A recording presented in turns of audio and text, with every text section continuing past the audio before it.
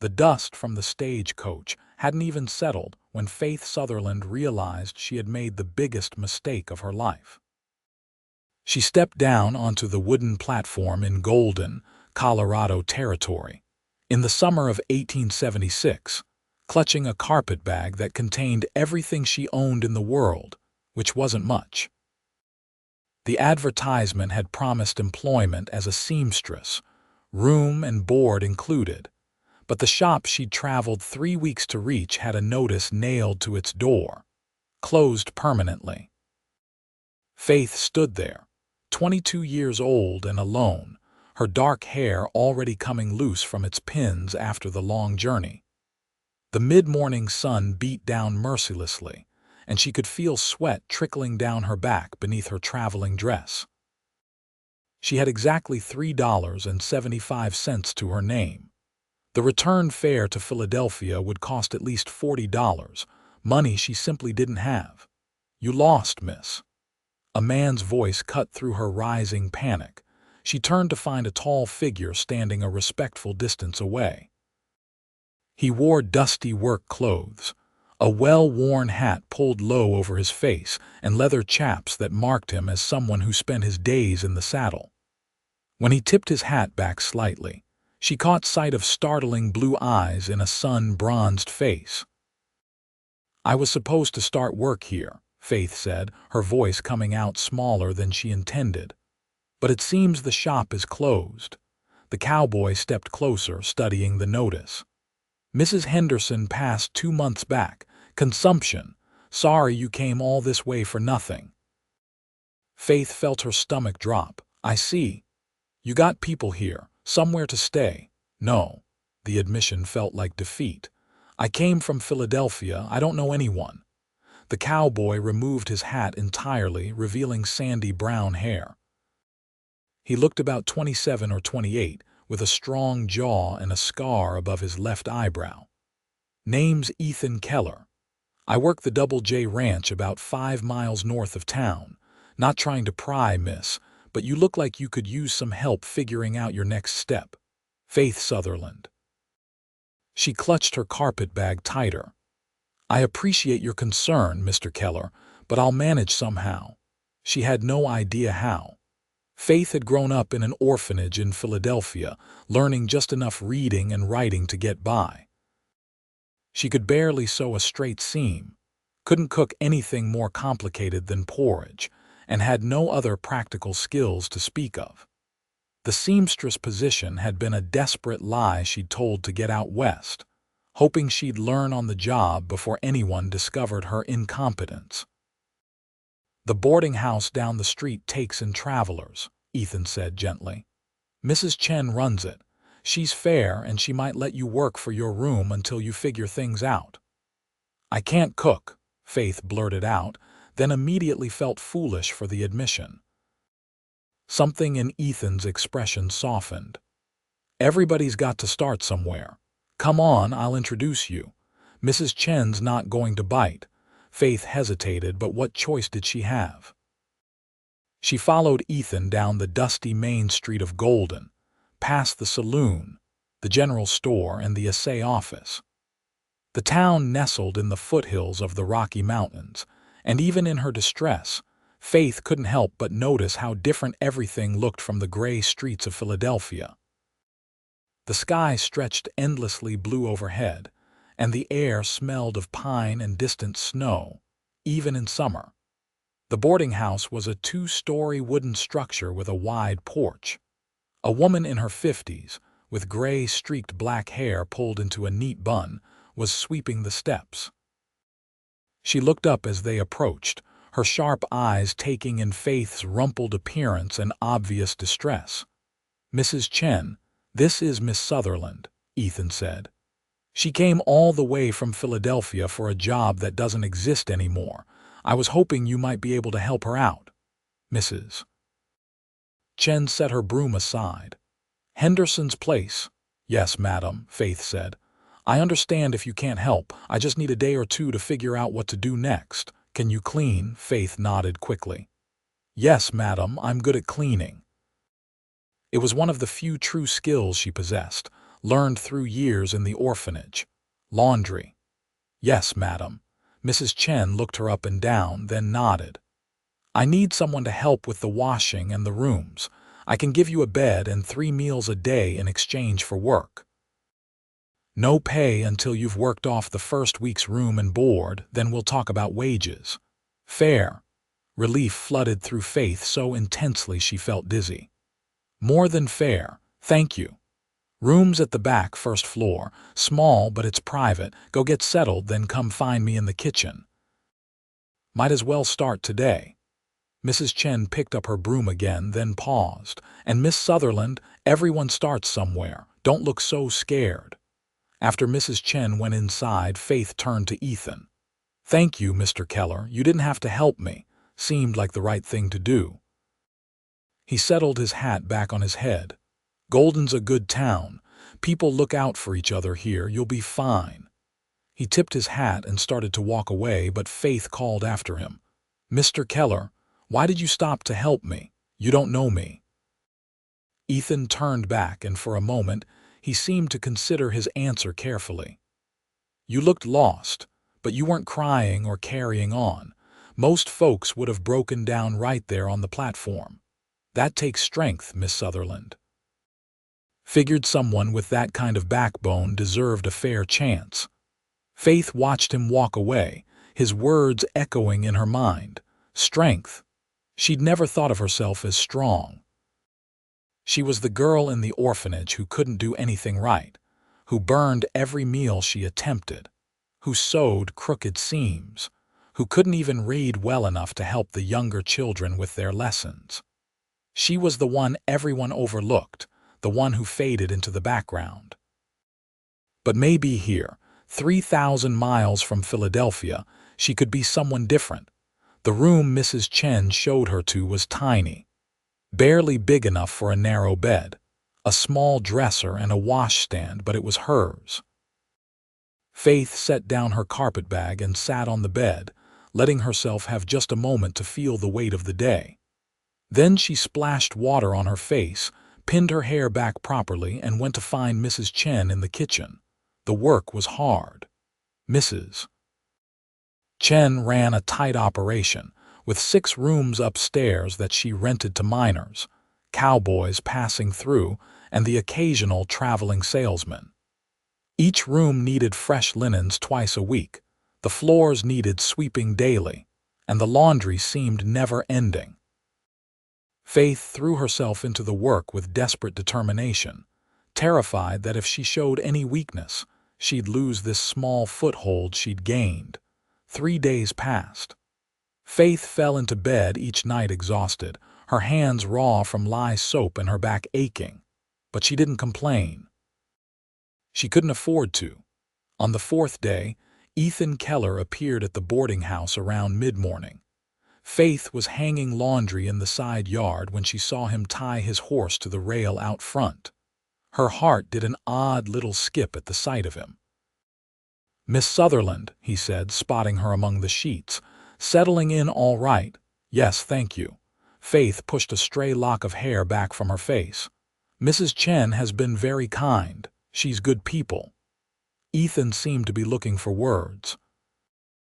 I was wondering if maybe you'd like to take a walk this evening, after your work's done. There's a pretty spot by the creek where folks go to cool off. Thought you might like to see more of Golden than just the laundry yard. Faith's hands stilled on the clothesline. Was he asking to court her? The thought sent a flutter of nervousness through her chest. I'm not very good company, Mr. Keller.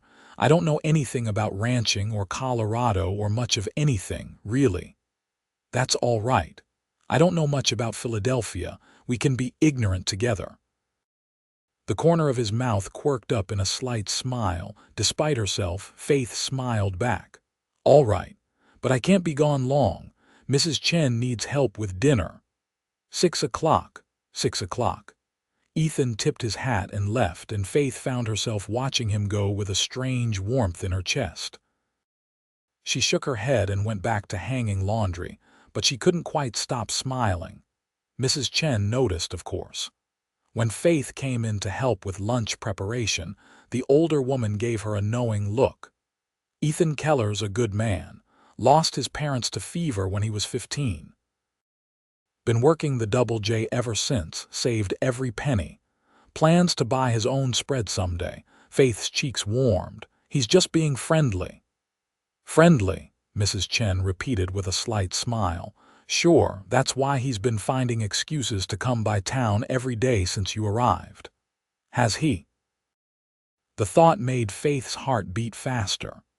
Don't get ahead of yourself, girl, but don't sell yourself short either. You've worked harder these past few days than some folks work in a month. That's worth something. At 6 o'clock, Faith changed into her only other dress, a simple gray cotton that was slightly less worn than her brown traveling dress. She pinned her hair carefully and met Ethan on the front porch. He'd cleaned up too, she noticed. His clothes were still simple work wear, but the dust was gone and he'd shaved. He offered her his arm and they walked together down the main street toward the edge of town. "How are you finding Colorado?" Ethan asked as they walked. "It's different from Philadelphia," Faith said. "Everything's so open here, so big. Sometimes it feels like I could disappear into all this space and no one would notice." "I'd notice," Ethan said quietly. Faith glanced at him, but he was looking straight ahead. They reached Clear Creek, which ran along the southern edge of Golden, fed by snowmelt from the mountains. The water burbled over smooth stones, and cottonwood trees provided patches of shade. Several families were out enjoying the cool evening, children playing in the shallows while their parents watched from the bank. Ethan led her to a spot slightly upstream where a flat boulder provided a natural seat. Faith settled onto it, grateful to be off her feet. The water was beautifully clear and she could see fish darting in the current. "It's peaceful here," she said. "One of my favorite spots." Ethan sat down beside her, leaving a respectful distance between them. "When things get hard at the ranch, I come here to think." "What's hard about ranch work?" Faith asked, genuinely curious. Ethan stretched his legs out in front of him. "Plenty. Cattle get sick, weather turns bad, rustlers try to steal your herd. Then there's the daily work of keeping everything running, but I like it. Like being outside working with my hands. It's honest work." "I don't know how to do any honest work," Faith heard herself say. "Not really. I can clean and do laundry, but that's about it. I told Mrs. Henderson I could sew, but it was a lie. I can barely thread a needle. I can't cook, can't ride a horse, can't do any of the things people do out here." "Why'd you come west then?" Faith looked down at her hands, rough and red from the harsh soap. "Because there was nothing for me in Philadelphia. I aged out of the orphanage at 16 with no family and no prospects. I worked in a factory for 6 years, 12-hour days in a textile mill. The noise, the dust, the darkness of it all. I saved every penny I could, and when I saw the advertisement for the seamstress position, I lied. I thought maybe I could learn before anyone found out. Stupid, I know." "Not stupid," Ethan said firmly. "Brave. You risked everything for a chance at something better. That's not stupid at all." "I don't feel brave. I feel like a fraud."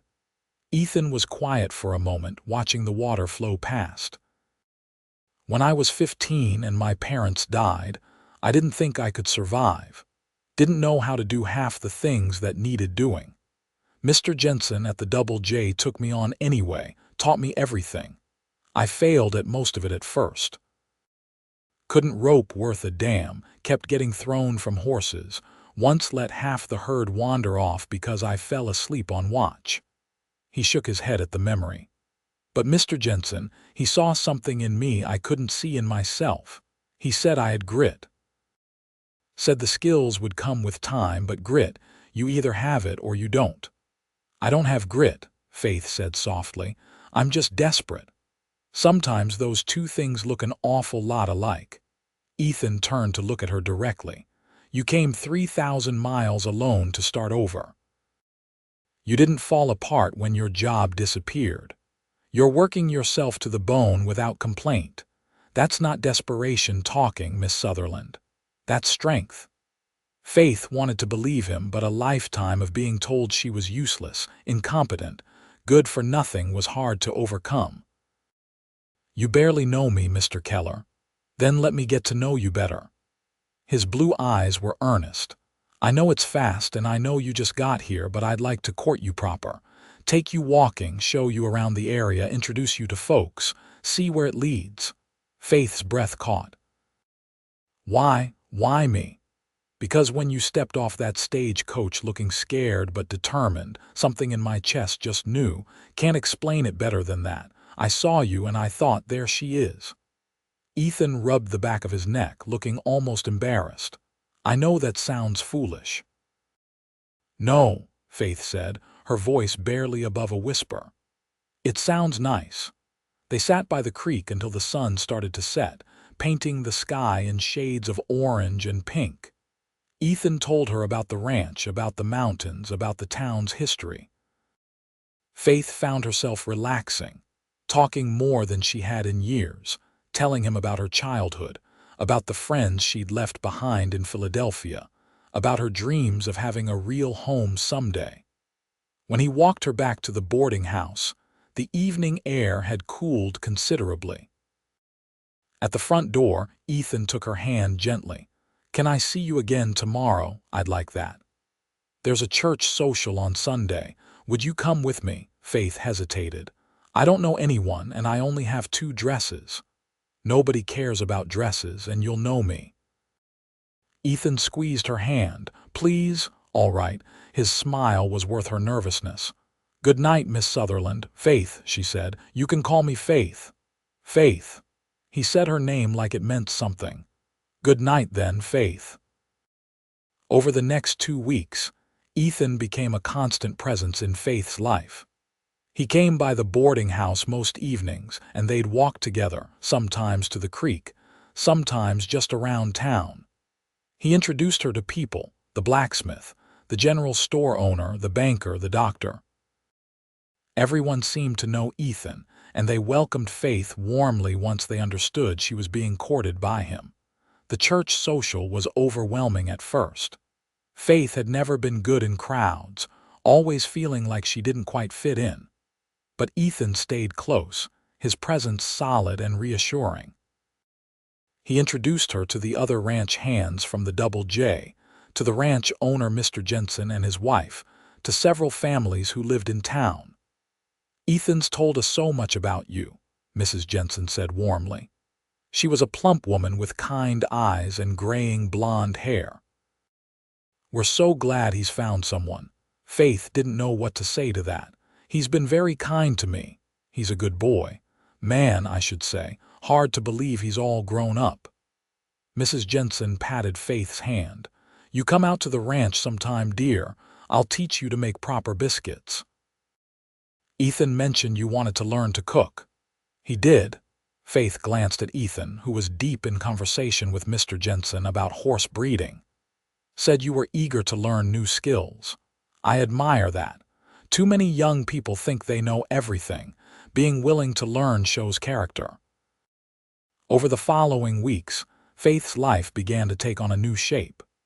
Mrs. Chen taught her to cook simple dishes, patient with her mistakes. Mrs. Jensen invited her out to the Double J Ranch, where Faith learned to make bread and biscuits, to preserve vegetables, to churn butter. The work was hard, but unlike the factory, it felt meaningful. She was creating things, learning things, becoming competent at something for the first time in her life. Ethan was there through all of it, encouraging her, praising her small victories, never making her feel foolish when she failed. And Faith was falling in love with him, though she was terrified to admit it, even to herself. She'd never felt this way about anyone. The sight of him made her heart race. His rare smiles felt like gifts. When he touched her hand or put his arm around her shoulders, she felt safe in a way she never had before.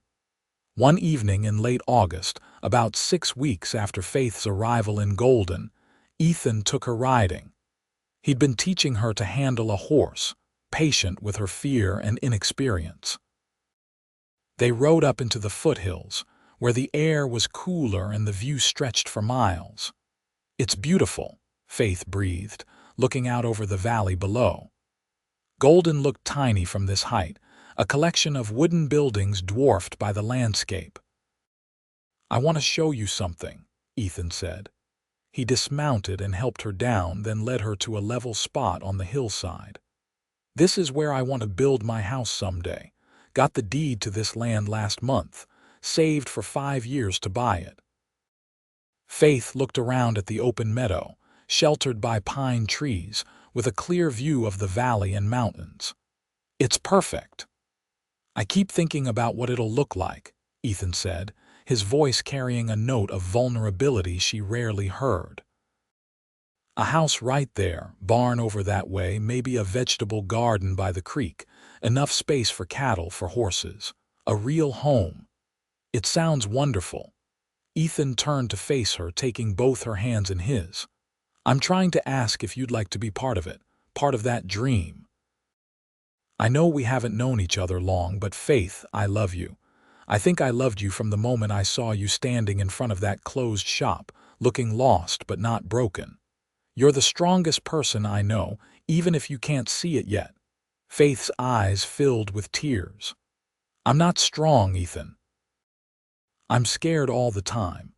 Scared I'll fail, scared I'll let you down, scared I'm not good enough for any of this. But you keep going anyway. That's what strength is." He reached up to brush a tear from her cheek. "You don't have to have all the skills or all the confidence.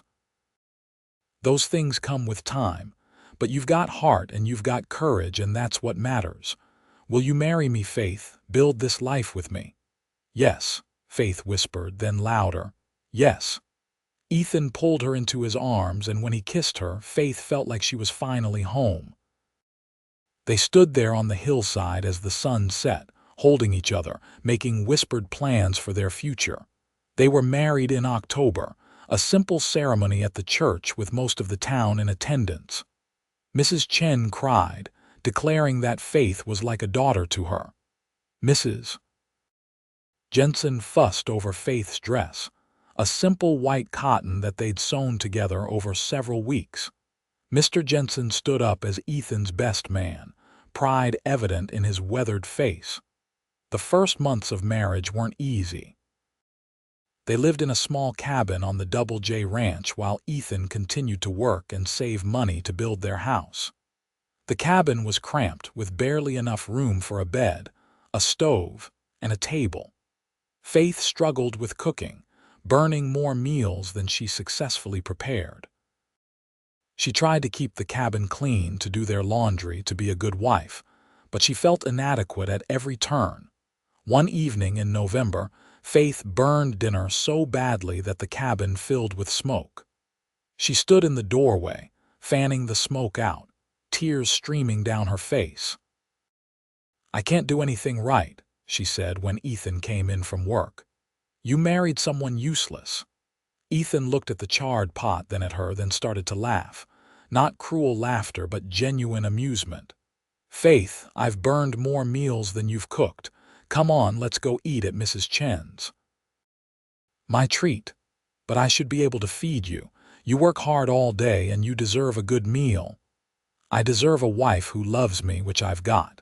He pulled her close, not seeming to mind the smell of smoke in her hair. "The cooking will get easier. Everything does with practice. Stop being so hard on yourself." They walked to town through the cold November evening, and Mrs. Chen fed them both, refusing payment. "Family doesn't pay," she said firmly, "and you're family now, both of you." Winter came hard that year. The cabin was drafty and cold, and Faith learned to bank the fire at night, to make hearty stews that would last several days, to sew quilts from scraps of fabric. She was still clumsy at most domestic tasks, but she was improving. More importantly, she was learning not to give up when things went wrong. Ethan worked long hours through the winter, taking care of the cattle, mending fences, doing all the hard work that kept a ranch running. On the coldest nights, he'd come home exhausted, his hands chapped and raw from the wind. Faith would heat water for him to wash, would rub salve into his damaged hands, would hold him close in their narrow bed. "Tell me about the house," she'd whisper on those nights. "Tell me about our future." And Ethan would describe it for her, adding new details each time. A wide front porch where they could sit in the evenings. A bedroom for them and rooms for the children they hoped to have. A kitchen with a real stove and plenty of counter space. A barn for their horses. Gradually, the dream became real to Faith, something solid she could hold on to during the hard days. In early spring, disaster struck the Double J Ranch. A late blizzard caught everyone off guard and several cattle died in the storm. More significantly, the main barn collapsed under the weight of wet, heavy snow, killing 2 horses and destroying most of the winter feed stores. Mr. Jensen gathered all the ranch hands in the surviving barn. His face was gray with exhaustion and worry. "I'm not going to lie to you boys. This is bad. We lost too much stock and too much feed. I can't pay full wages until we recover. Anyone who wants to move on, I understand. I'll give you what I owe you, plus a little extra for your trouble." Faith watched Ethan's face carefully. She knew how much he was counting on his wages to build their house, but when he spoke, his voice was steady. "I'm staying, Mr. Jensen. We'll get through this." Most of the other hands echoed the sentiment. These men had been working together for years, and loyalty ran deep. But Faith could see the worry in Ethan's eyes that night. "We'll be okay," she told him. "The house can wait." "I wanted to start building this spring," Ethan said, frustration evident in his voice. "Wanted to get you out of this cramped cabin." "I don't mind the cabin." Faith took his face in her hands. "I mind seeing you discouraged. We've got each other, we've got a roof over our heads, and we've got time. The house will happen when it happens." But Faith was determined to help. The next day, she went to Mrs. Chen. "Do you still need help at the boarding house?" "I could use someone a few days a week," Mrs. Chen said, "but I can't pay much. Whatever you can spare. The Double J is struggling and Ethan's wages are cut. I want to help." Mrs. Chen studied her. "You've come a long way from that scared girl who got off the stagecoach, Faith." "I had good teachers," Faith said simply. She started working at the boarding house 3 days a week, and on the other days she took in mending. Her sewing skills had improved dramatically over the winter, and several ranch wives were happy to pay someone else to handle their endless piles of torn shirts and worn trousers. The money wasn't much, but Faith carefully saved every penny, adding it to the fund for their house. Spring turned to summer. The ranch slowly recovered, and by July, Mr. Jensen was able to restore full wages. Ethan came home that evening with a lightness in his step that Faith hadn't seen in months. "We can start on the house," he said, sweeping her up in his arms. "Finally start on our house." They broke ground in August, 1 year after Ethan had proposed on that hillside. Mr. Jensen let Ethan take 2 days a week to work on the construction, and several of the other ranch hands volunteered their time to help. Faith worked alongside them when she could, learning to hammer nails, to measure boards, to mix mortar. "You're better at this than I expected," one of the ranch hands, a grizzled cowboy named Pete, told her one day. "Got a steady hand." Faith felt a flush of pride. "Thank you." The house rose slowly through the late summer and fall. It was a simple structure, just 4 rooms, but it was solid and well built. Faith watched it take shape with wonder, hardly able to believe this was truly theirs. In October, on their first wedding anniversary, they moved in. The house was barely furnished, just a bed they'd bought from a family moving back east, a table Ethan had built, and a few chairs, but it was theirs. Their own home on their own land.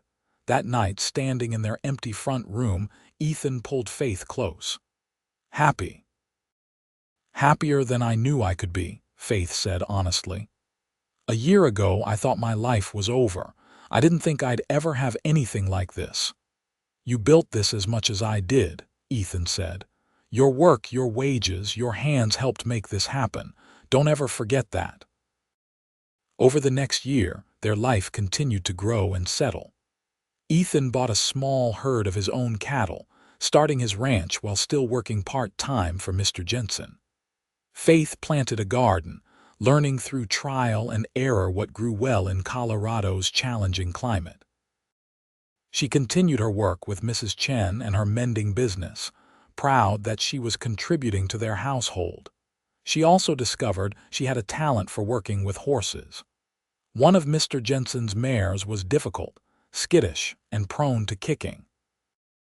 Everyone had given up on her, but Faith, remembering her own fear and uncertainty, approached the horse with patience. She spent hours just sitting near the mare, talking softly, never pushing. Gradually, the horse calmed, began to trust. Within a month, Faith could handle her easily. "You've got a gift," Mr. Jensen told her. "A way of seeing what an animal needs." Ever thought about training horses? Faith hadn't, but the idea took root. She began working with other difficult horses, and word spread. Soon, people were bringing her problem horses from surrounding ranches. She charged modest fees, but the work was steady, and more than that, it made her feel competent, valuable. In the spring of 1879, Faith discovered she was pregnant. The news filled her with joy and terror in equal measure. "What if I can't do it?" she asked Ethan. "What if I'm a terrible mother?" "You won't be," Ethan said with absolute certainty. "You'll love our child and you'll figure out the rest as you go, just like you've figured out everything else." The pregnancy was difficult. Faith was sick for the first 4 months, barely able to keep food down. She lost weight instead of gaining it, and worry shadowed Ethan's eyes. But Faith was stubborn. She kept working, kept eating even when it made her miserable, kept going because she didn't know how to quit. By the second half of the pregnancy, the sickness passed, and Faith bloomed. She felt stronger than she ever had, capable and confident in a way that still surprised her. She continued working with horses until she was 7 months along, only stopping when Ethan and Mr. Jensen both threatened to physically prevent her from going near the animals. Their son was born in December, a healthy baby with Ethan's blue eyes and a powerful set of lungs. They named him James, after Ethan's father. Faith held her son for the first time and felt a fierce love she'd never imagined possible. "I'll protect you," she whispered to the tiny baby. "I'll teach you to be strong and kind, I promise." Motherhood was hard. James was colicky, crying for hours every night. Faith walked the floor with him, exhausted and often in tears herself. But she didn't give up. She tried different ways of holding him, of soothing him, of feeding him.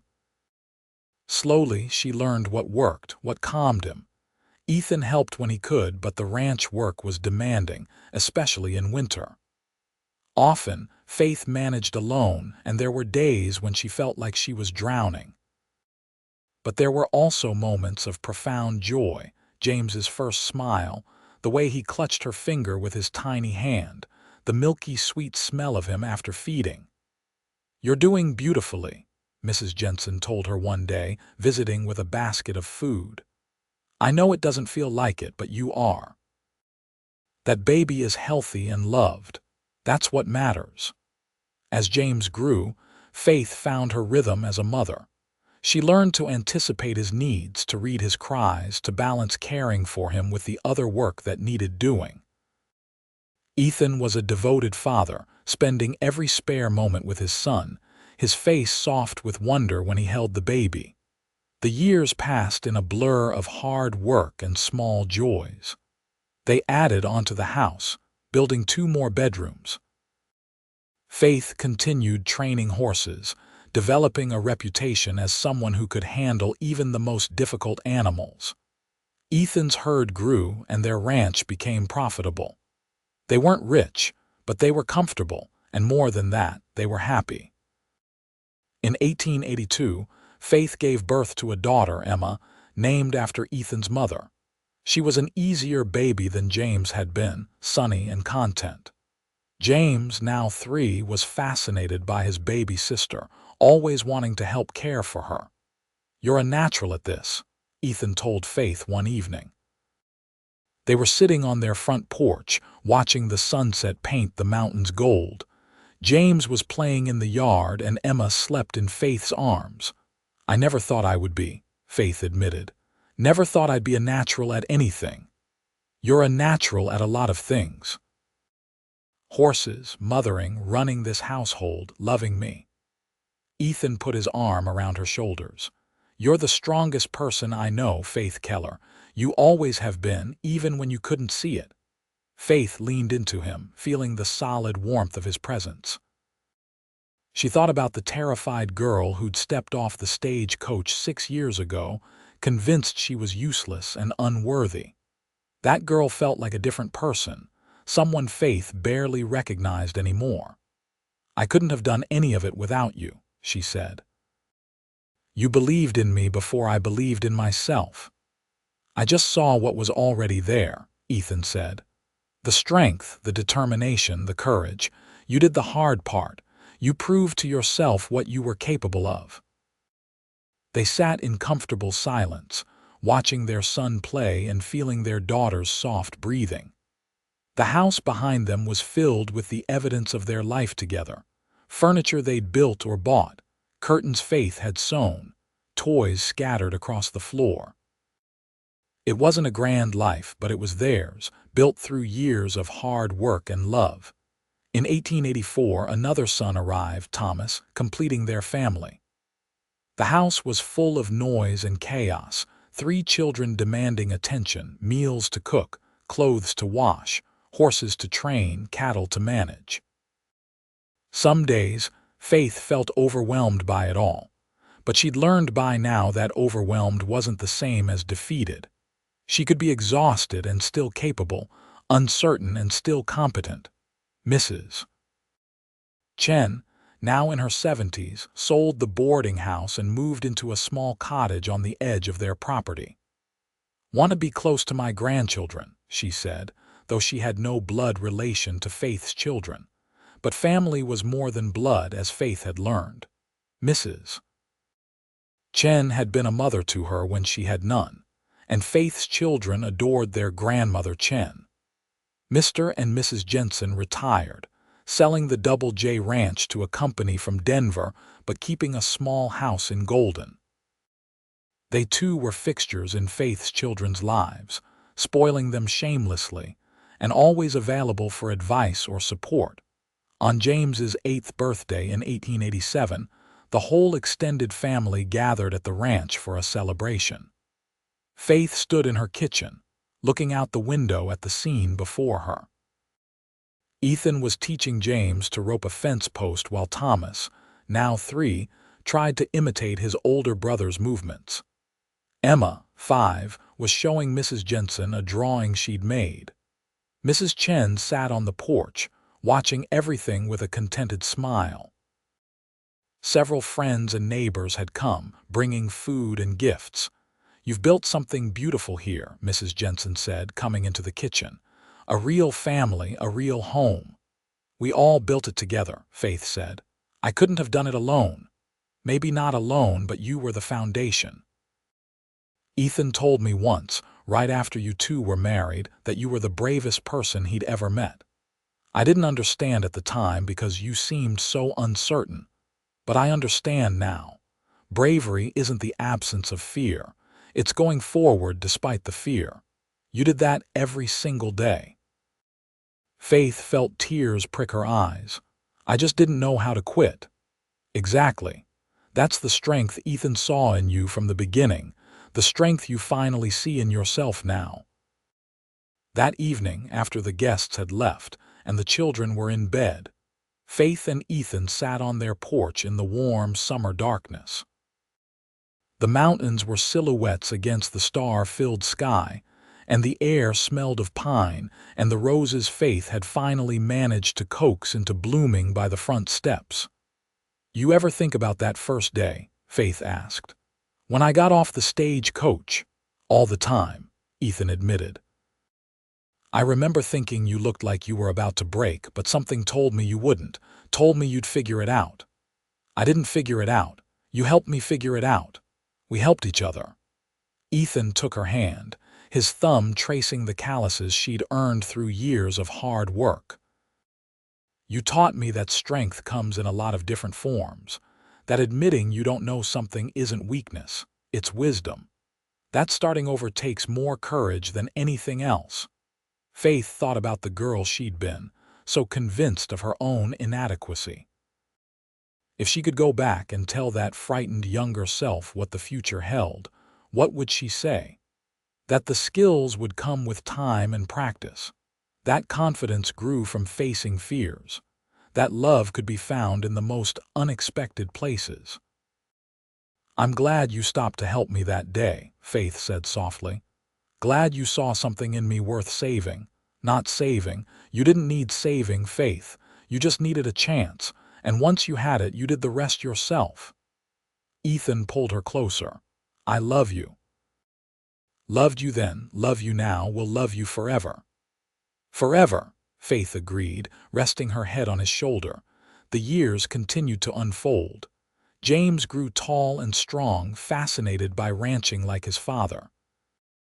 Emma developed a gift for horses even greater than Faith's, spending hours with the animals, communicating with them in ways that seemed almost magical. Thomas was the scholar of the family, always with his nose in a book, dreaming of becoming a teacher. Faith watched her children grow with pride and wonder. Each of them was so different, so fully themselves. She made mistakes as a mother, plenty of them, but she'd learned by now that mistakes were just part of living. What mattered was loving them, supporting them, teaching them to be kind and strong and true to themselves. The ranch prospered. Ethan expanded their herd, and Faith's horse training business became so successful that people came from as far as Denver to work with her. They hired help, both for the ranch and the house, and Faith found herself in the unexpected position of being an employer, teaching others the skills she'd once been so certain she could never learn. In 1895, when Faith was 41 and Ethan 46, James announced he was getting married. His bride was a sweet girl from a neighboring ranch, and the wedding was a grand affair. Faith stood beside Mrs. Chen, both of them crying as they watched the ceremony. "Your boy's all grown up," Mrs. Chen said. "He is." Faith dabbed at her eyes. "Seems like yesterday he was a colicky baby keeping me up all night. Time moves fast. But you've done well by him, Faith. By all your children, you should be proud." "I am," Faith said, and she was. Proud of her children, proud of the life she'd built, proud of the person she'd become. That night, back at home with just Ethan and the two younger children, Faith felt the weight of time passing. Emma would be 19 soon, likely to marry within a few years. Thomas was 13, growing taller every day. Soon enough, they'd all be gone, living their own lives, feeling melancholy. Ethan asked, finding her standing alone in James's old room. "A little," Faith admitted. "Everything's changing. Everything's always changing. That's life." Ethan put his arms around her from behind. "But some things stay the same. I still love you just as much as I did that first day. More if that's possible."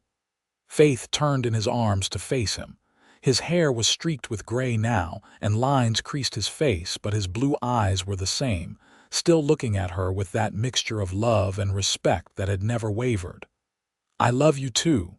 You gave me everything, Ethan. A home, a family, a life I never dreamed I could have. You gave yourself those things. I just had the good sense to stick around and watch you become who you always were inside." Faith kissed him, a deep kiss full of years of love and partnership. They stood there in their son's old room, holding each other as the house settled around them, and Faith felt utterly content. The years continued their march. Emma did marry, to a young man who'd come to learn horse training from Faith and fallen in love with the daughter instead. Thomas went to college in Denver, the first in either Faith or Ethan's family to pursue higher education. He became a teacher, just as he'd dreamed, and eventually settled in Golden, taking a position at the growing school. Grandchildren arrived first from James, then from Emma. Faith discovered that being a grandmother was even more joyful than being a mother, all the love with less of the exhausting responsibility. She taught her grandchildren to ride, to garden, to bake. Ethan built them toys and taught them to rope and track. Mrs. Chen passed away peacefully in 1898, surrounded by the family she'd chosen. Faith grieved deeply for the woman who'd given her that first chance, who'd believed in her when she had no reason to. They buried her in the Golden Cemetery, and Faith made sure fresh flowers were always on the grave. Mr. Jensen followed 2 years later, with Mrs. Jensen joining him within the year. Faith felt each loss keenly, these people who'd helped shape her life, who'd been there at the beginning of her journey. But life continued. The new century arrived, bringing changes to Golden and to Colorado. The town grew, adding electric lights and telephone lines. The wildness of the early days faded into memory, replaced by something more settled and civilized. But the mountains remained eternal, and the creek still ran clear, and the land Faith and Ethan had built their life on was still theirs. In 1910, Ethan fell ill. It started as a cough he couldn't shake, then fever, then weakness. The doctor, a young man trained back east, diagnosed pneumonia and did what he could, but Faith could see the worry in his eyes. She nursed Ethan through weeks of illness, just as he'd supported her through all the challenges of her life. She barely left his side, sponging his forehead with cool water, coaxing him to eat, reading to him when he was too weak to talk. "You have to get better," she told him fiercely one night when he seemed particularly weak. "I'm not done with you yet. We're supposed to grow old together, remember? Watch our grandchildren grow up, maybe even meet great-grandchildren." "Faith," Ethan said, his voice a rasp. "If something happens to me, you'll be okay. You're the strongest person I know." "I'm only strong because of you," Faith said, tears streaming down her face. "You made me strong." "No." Ethan reached up to touch her face. "You were always strong, I just helped you see it." "Promise me you'll remember that. Promise me you won't forget who you are." "Stop talking like that. You're going to be fine." But fear sat heavy in Faith's chest. She prayed, something she hadn't done much since childhood, bargaining with God to spare her husband. She couldn't imagine life without Ethan, didn't want to imagine it, whether through prayer, good nursing, or sheer stubbornness. Ethan began to improve. The fever broke, his breathing eased, and color returned to his face. By spring, he was back on his feet, though weaker than before. "That was too close," Faith said one evening as they sat on their porch, watching the sunset as they had countless times before. "I'm not ready to lose you." "You won't lose me for a while yet," Ethan promised. "Got too much living left to do." He was true to his word. Ethan recovered his strength, and they had several more good years together. They traveled a bit, visiting Thomas in Denver, taking the train to see distant parts of Colorado they'd never explored. They attended their grandchildren's school performances and birthday parties. They celebrated their 30th wedding anniversary in 1909 with a huge party attended by half the town. But in early 1915, Ethan suffered a stroke. He survived, but the left side of his body was weakened, and he tired easily. He could no longer work the ranch, and they hired a manager to run things.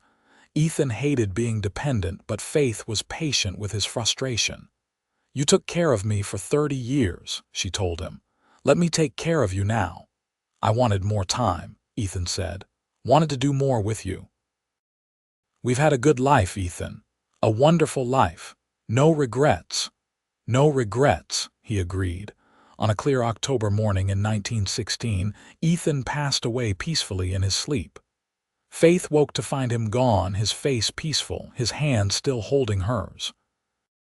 She sat with him for a long time, just holding his hand, remembering 40 years of love and partnership.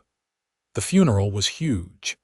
It seemed like everyone in Golden came to pay their respects to Ethan Keller, the cowboy who'd built a good life through hard work and integrity. Faith stood strong through the service, accepting condolences, thanking people for coming. But that night, alone in the house they'd built together, she finally broke down. She grieved deeply, missing Ethan with an ache that never fully went away. But she also remembered his words from that night when he'd been so sick. She was strong. She'd always been strong, and she would survive this too. Faith continued living on the ranch. James and his family moved into the main house with her, taking over the daily operations. Faith spent her days with her grandchildren, teaching them everything she knew. She still worked with horses occasionally, though her body was slower now, her joints stiff with age. She tended her garden, visited with old friends, and lived each day as fully as she could. One afternoon in the summer of 1920, Faith's youngest granddaughter, barely 5 years old, found her sitting on the front porch. "Grandma, tell me a story," the little girl demanded, climbing into Faith's lap. "What kind of story?" "A story about when you were young, about you and Grandpa." Faith smiled, stroking the child's soft hair. "Well, let me think. Did I ever tell you about the day I arrived in Golden?" "Tell me again," the girl said, settling in. So Faith told the story, as she had many times before, about being young and scared and certain she was useless. About a kind cowboy who'd seen strength in her she didn't know existed. About learning to believe in herself, to work hard, to build a life from nothing. About love and family and the joy of becoming who you were meant to be. "Were you really that scared?" the girl asked. "Terrified," Faith admitted. "But being scared doesn't mean you can't do something. It just means you have to be brave." "You were brave, Grandma. Your grandpa thought so, and eventually I learned to think so too." Faith lived to see her 75th birthday in 1924, surrounded by children, grandchildren, and even a few great-grandchildren. She passed away peacefully that winter in her sleep in the house she and Ethan had built together. They buried her next to Ethan in the Golden Cemetery with a view of the mountains. Her headstone read, "Faith Sutherland Keller, 1849–1924, beloved wife, mother, and grandmother." But if Faith could have chosen her own epitaph, she might have added, "She found her strength." Because that was the real story of her life, not that a cowboy had saved her, but that he'd helped her save herself. That she'd taken the courage he saw in her and made it her own. That she'd built a life, a family, and a legacy from nothing but determination and love.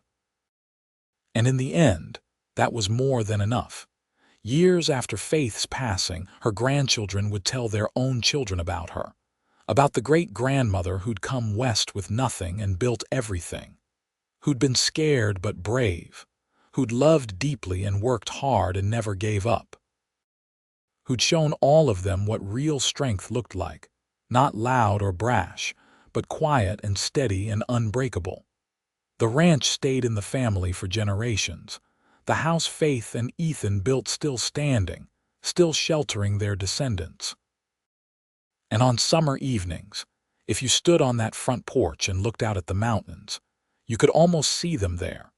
A young woman who didn't yet know her own strength and the cowboy who'd helped her find it, building a life together one day at a time, proving that sometimes the greatest love stories are the ones where two people help each other become who they were always meant to be.